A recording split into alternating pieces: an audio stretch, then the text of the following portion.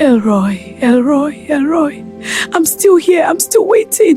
Grace stood quietly at the window watching the late afternoon sun stretch across the street. Children ran past the house laughing, their tiny feet kicking up dust as they chased one another. One little boy tripped and fell, and his mother rushed over, lifting him onto her arms. Grace smiled softly, but the smile faded the moment she turned away from the window. The house felt too quiet, too empty. 6 years. 6 long years of marriage and no child. It wasn't that she had never conceived. She had 6 times. 6 times she had watched the pregnancy test show those 2 beautiful lines. 6 times she had imagined tiny clothes hanging in their room. 6 times she had dreamed of hearing a baby call her mama, and 6 times the dream ended in tears. The first miscarriage had broken her heart. The second one left her confused. By the third time, she started asking questions. And the fourth, by the fifth, she stopped telling people when she got pregnant. And the sixth one almost broke her completely. The hospital had become a familiar place. Doctors ran test after test, blood work, hormone checks, ultrasound, but every result came back the same. There is nothing wrong with you, the doctor told her gently. Grace stared at her in disbelief.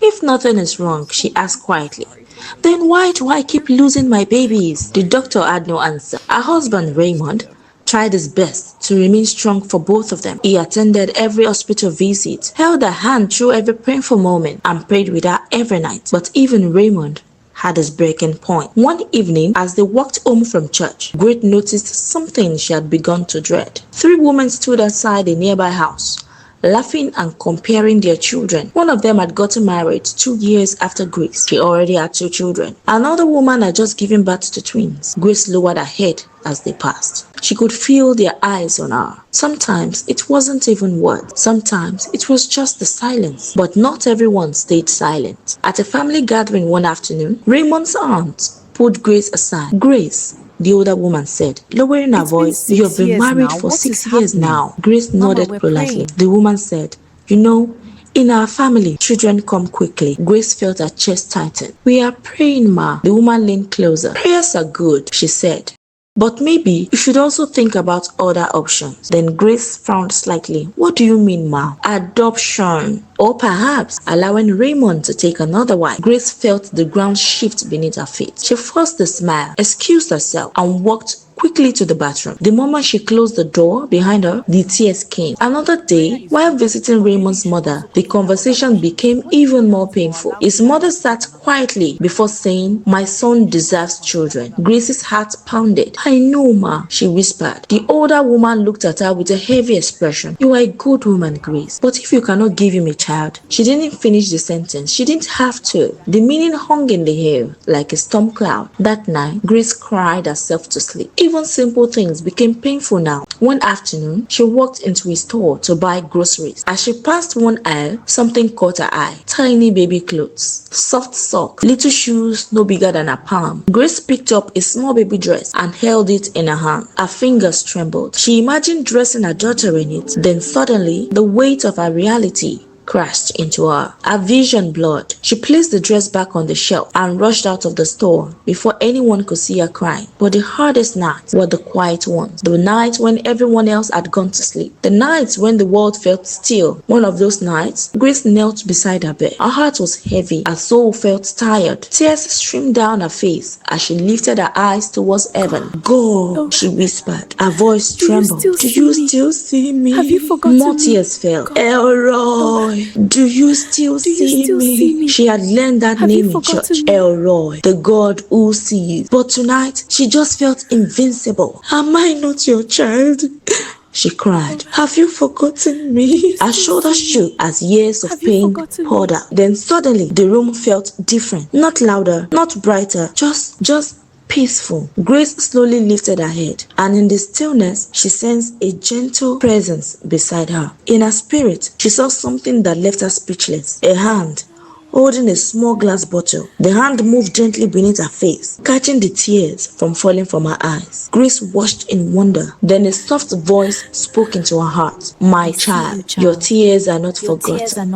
I see every tear you cry. Another tear slipped down her cheek. I remember your pain. The bottle caught the tear gently. I am intimately aware of your struggles. Grace whispered through trembling lips. Then why is this happening to me? The voice answered softly. Be patient, my child. Grace closed her eyes as warmth filled her chest. Your story is not over, my child. From that day on, whenever Grace cried in prayer, she sensed the same presence, and in her spirit, she saw the same bottle collecting every tear. The voice always returned with gentle comfort. Your tears are not forgotten. I see you. I am working, even when you cannot see it. Months passed, still waiting, still praying, still believing. Then one quiet morning, Grace woke up feeling different. She ignored it at first, but a few days later, curiosity pushed her to take a pregnancy test. Her hands trembled as she stared at the small stick. Slowly, she turned it over. 2 lines. Grace froze. Her heart pounded. She ran into the living room. Raymond. She called her husband. He looked up.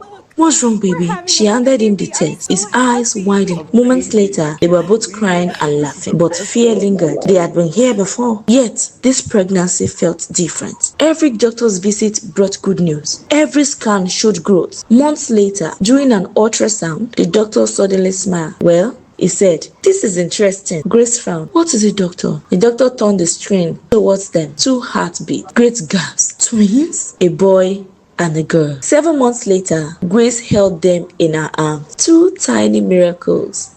As she looked at their faces, memories of every tear flooded her mind, and suddenly she understood something. During the years she had been waiting, Raymond had lost a job unexpectedly. Months later, the building where he used to work collapsed during construction. Several workers were seriously injured. If she had been pregnant then, the shock and stress might have taken everything from her. Tears filled her eyes as she kissed her babies. God had not been delaying, he had been protecting. Grace smiled softly and whispered, Elroy, the God who sees, you saw me all along. She held her twins close, and you never forgot a single tear.